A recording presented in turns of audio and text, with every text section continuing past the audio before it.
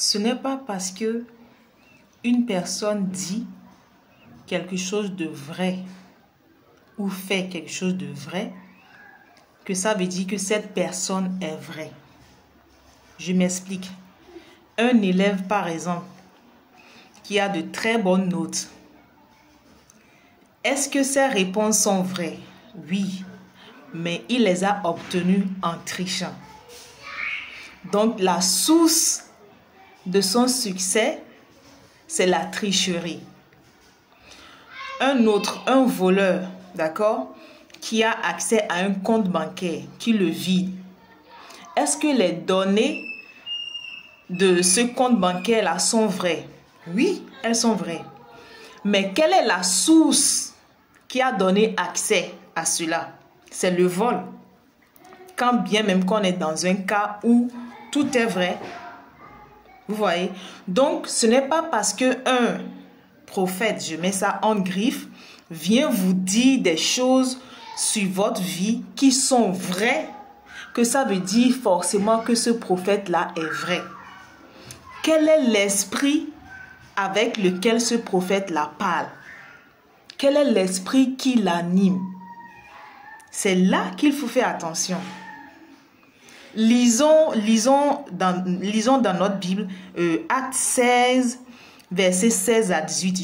Je vais vous le lire, ce passage-là. C'est écrit: comme nous allions au lieu de prière, une servante qui avait un esprit de python et qui, en devinant, procurait un grand profit à ses maîtres, vint au-devant de nous et se mit à nous suivre, Paul et nous.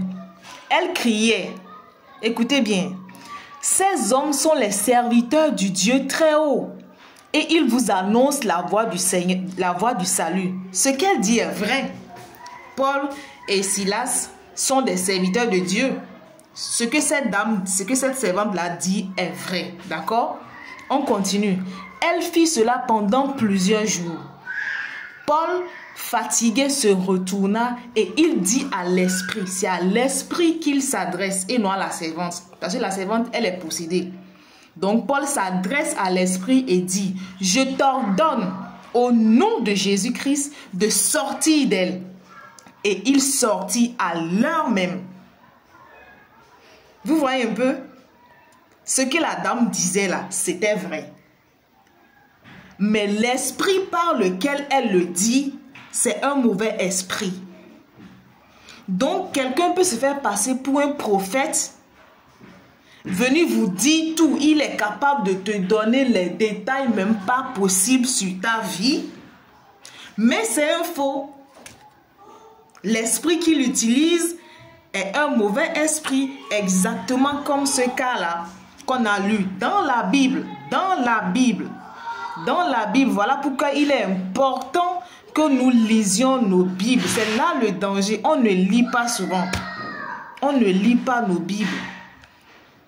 Plus tu vas passer du temps à lire et méditer, mieux tu seras sensible, voilà, à la voix du Saint-Esprit qui te dira attention, fais attention à telle parole, fais attention à telle personne.